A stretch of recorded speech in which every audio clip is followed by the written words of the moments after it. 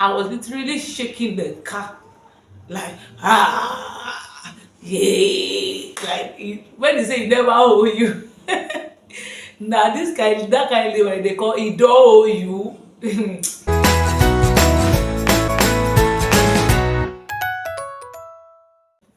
Hey guys, welcome back to my channel. My name is Fola Kings. I am a mom of two. I'm a mom of three now. We are not used to it, so that means we got to change our intro. Like the intro needs to change. I am a mom of three, based here in Lagos, Nigeria. I am an entrepreneur, a product designer. I'm a singer. I'm a lifestyle and faith related blogger. And I want to say thank you to all all my fam on the streets of YT, all my subscribers. Thank you guys so much for standing by me. Thank you for all the wishes, the prayers, for seeing every of my videos. Thank you so much. Thank you, thank you, thank you. I do not take you guys for granted. Thank you really, really much. So today we will be talking about we need to take some tea. Like, you know, when you need to put to bed, you take tea or something all the time. I can't take hot water. So at times I just need to take hot tea to change the color of the water. Okay. So okay, you understand me. So going back to the video, as you all can see in my title down there below, is gist time. I want to give you people the full gist, like how it happened when I had my baby. It was so interesting. It was an interesting experience. So I want you to sit back and enjoy your moment with Fola. So let's get to the video proper. So everything just happened like that day. I was home, and schools are on holiday. That was around December, and I was praying to God that I'm due for delivery, and I really do not want to. I have no help at that time because my mom used to be with us, so she quickly had to go home. So there was no help. That was since October or so. I really didn't have anyone to help me. So just myself, my mom, myself, my husband, and my kids. So we were just doing our thing on our own, and I was like, I can cope, sha. So I was pushing my tummy. So it happened that on the 31st of December, which happened to be the crossover, I was in church. I was just feeling somehow, but my normally I really do not used to see any sign when I want to put to bed. No water breaking, no nothing like mucus or blood show or anything. I just fell into labor. I remember my first daughter. It was the midwife.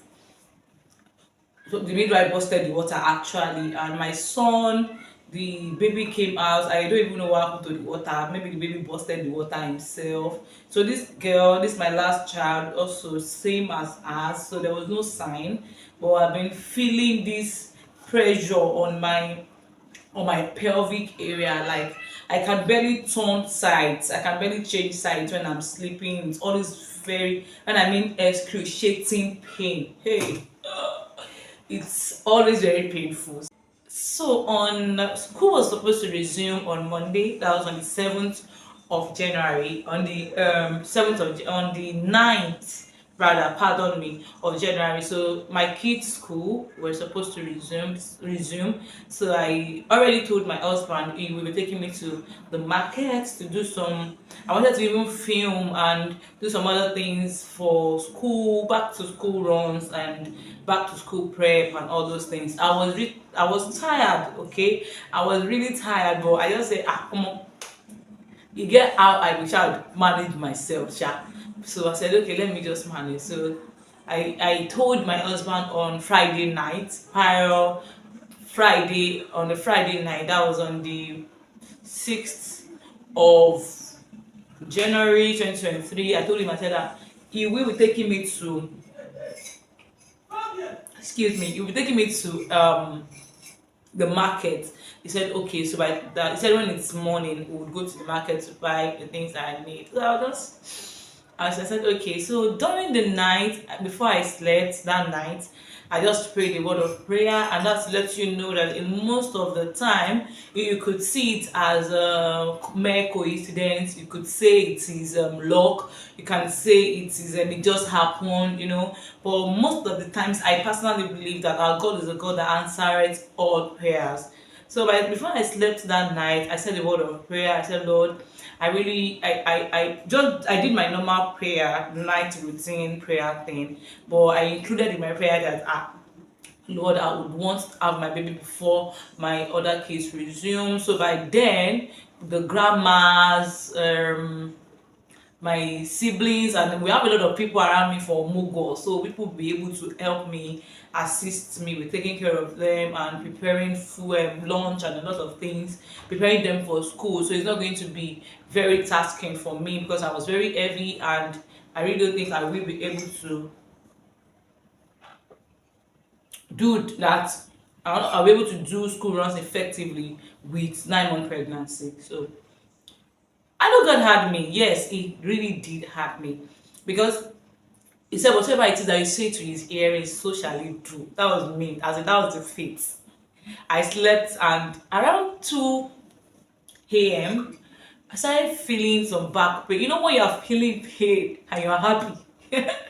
There's some pain that you feel that you just get excited, like, woo, this is my husband used to call it something, a pain that lasts. No, not a pain that lasts. He said, this is a pain that you can endure. It's a pain that comes with a joy. It's a pain that comes with happiness. So I was happy. So I felt the backache. I was like, because I was not sleeping. It was I don't know why I wasn't sleeping. I was tired. I just got back from the toilet here. I went to pee. So I sat down. So I didn't see any show. There was nothing. So I just said, Omo, which day this baby go come like this? So I sat down, and I had this back pain, as I was saying, and I was happy that, okay, it's like something is happening, something is about to start. So I was praying, we are continue in the name of Jesus, continue back pain, we are continue, yeah. Then contraction starts. That was how I was praying for contraction to start too. So by the time contraction started, I started feeling the pain, my lower abdomen, my back. I was super happy that contraction started. Like, I'm finally going to give birth and see my adorable child, because by then I was unpacking and packing, unpacking and packing everything I bought. I would go back there, check the clothes. I was just opening. It's not my first child, but I was so eager. So I was like, yeah, finally I'm going to set my house. I'm going to do this. So I was happy. So the contraction lasted for about 30 minutes intervally. So I was like, okay, let me just keep waiting. So I waited till 4 a.m. That was 2 hours. No, it was not even 30 minutes then. It was still about 45 to 50 minutes. It was not constant. So I can't really fix a timing. So, but I remember when it was around 4 a.m., I woke up because I was sleeping in my children's room. I was sleeping with them. So I woke up and I went to my matrimonial room. I went to meet my husband, and I said, babe, oh, I think I'm in labor, and I just want us to take it easy, and I want to wait for labor to fully come before I step out of the hospital. So he said, okay, you know. So I started walking around the room trying to enhance and fast track my labor. So sorry, my husband woke up. I was like, yeah, are you sure you don't want to go to the hospital? I said, let me wait now for the labor to be active. Let me be in active labor before I go to the hospital. So he said, all right. So later, I realized that if I insist on staying at home till like around 7 a.m. or daybreak before I go to the hospital, my children would have woken up by then, because they wake up early. They would have woken up by then, and I don't want the situation where I'll be going to the hospital, be going with the kids, everybody, because there is no one to actually stay with my children at home if my husband is taking me to the hospital. So there's nobody to stay at home with them. So we had to. I need to go to the hospital, and I don't want them to be there.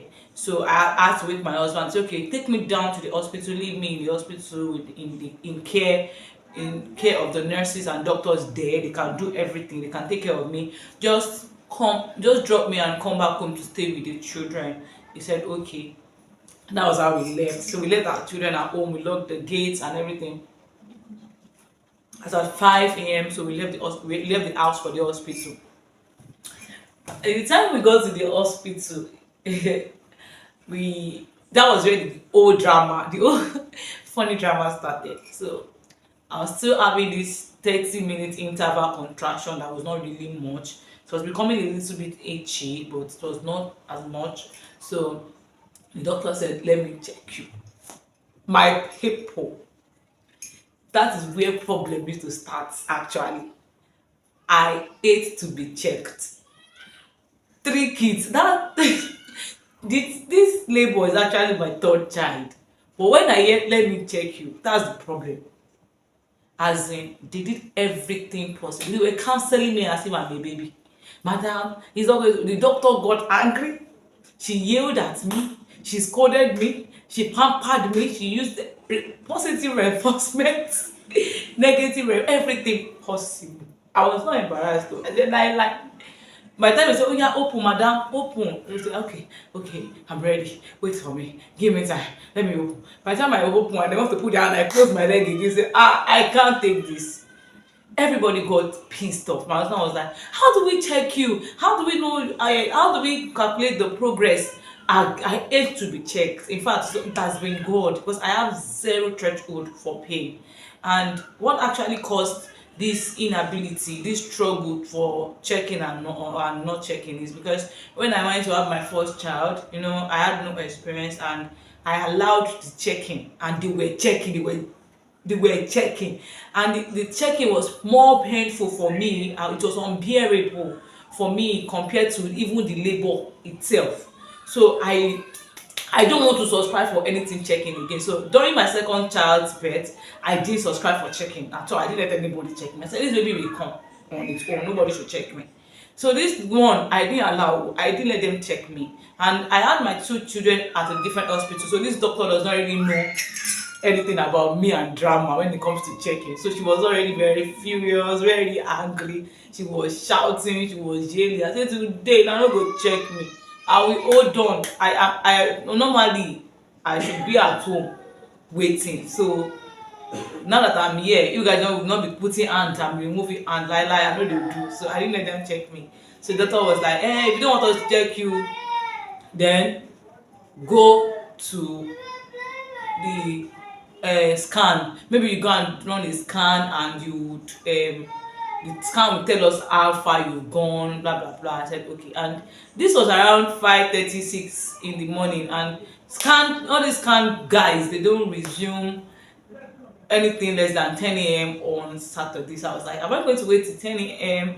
I was even telling myself that before that 10 a.m. safe, I for don born. So for a year, I would not born. I was even doing shakara. The doctor was so angry. Please take her home, take her. My doctor said no, she's going to stay here. And I said, she's not in labor. We don't know if she's in labor. Say, baby, she's not having first contraction. She just go home and rest. She's not in labor. I said, I like me, I'm in labor. I go born this pikin for here today, and you people will not check me. So I stayed in the hospital. I laid down on the bed. I slept at some point, but I discovered the contraction was still every 25 minutes interval. At that point, I was already praying, God, oh, please, oh, because I don't know where these kind of people will come. And these guys does not look like they are going to attend to me unless they check me. Please, oh yeah, carry start coming. Those are the words that you say when you are in labor. I was praying, carry start coming. I was speaking in tongues. Yeah, you will not delay me. You will not waste my time. Mommy wants to see you, and everybody is waiting for you. This labor will be fast. You will not be delayed. That was how I was praying. As I was praying, the contraction kept coming and I kept pushing. That was when I did some filming. If you have seen my video of my labor and delivery, so you can check my page and you see the video. So that was when I did a little filming. I really could not because I didn't prepare well for it. So I started filming my contraction, and I was praying. I was moving around just to help contraction come faster.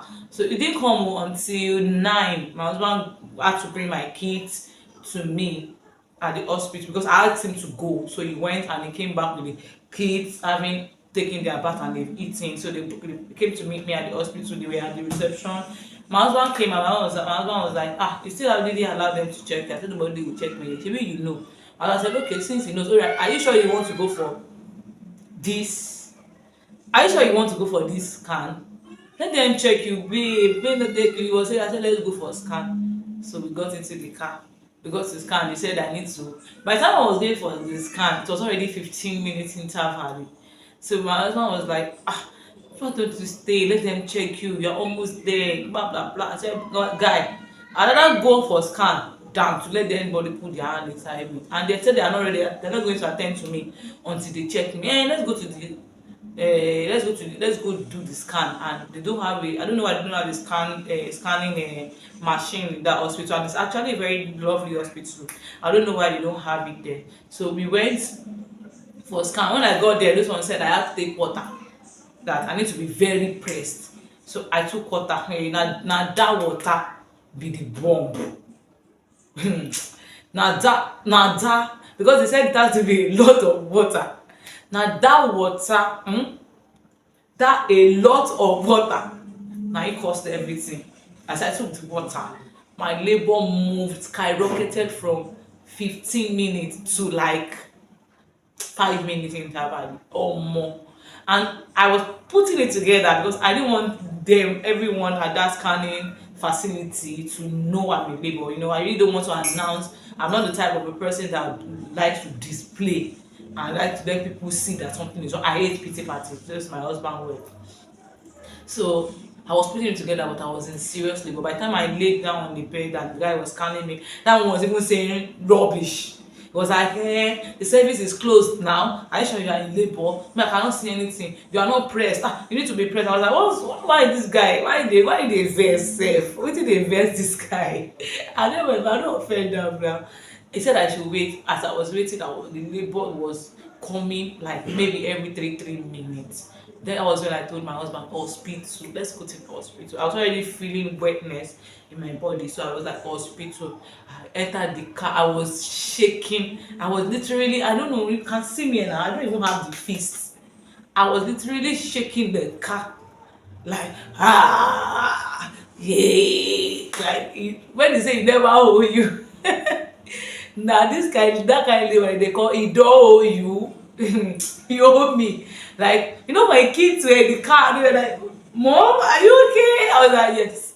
When he leaves me, I will hold on. If we come again, that was the hospital. The hospital to the scanning facility is not too far. So in 2 minutes we go back to the hospital. By the time I started, the doctor was like, it was my rapper, because it was my rapper I first fling. Doctor was like, hey. Now you are a labor.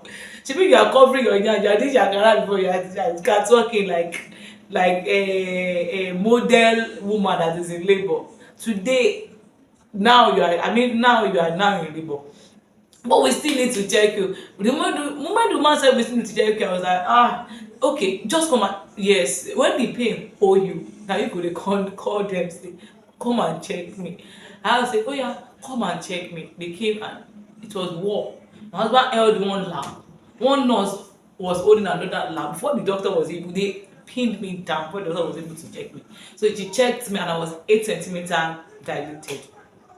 So it was like, you're almost there. My husband said, you're almost there. My husband, I give it to him, Mr. Kolawole Akinsumo, that the best. He's always there anytime I'm in labor, anytime I'm trying to go to bed. If not for him, I don't know how I'll be able to survive any child delivery. My husband is always there to give me moral and emotional support.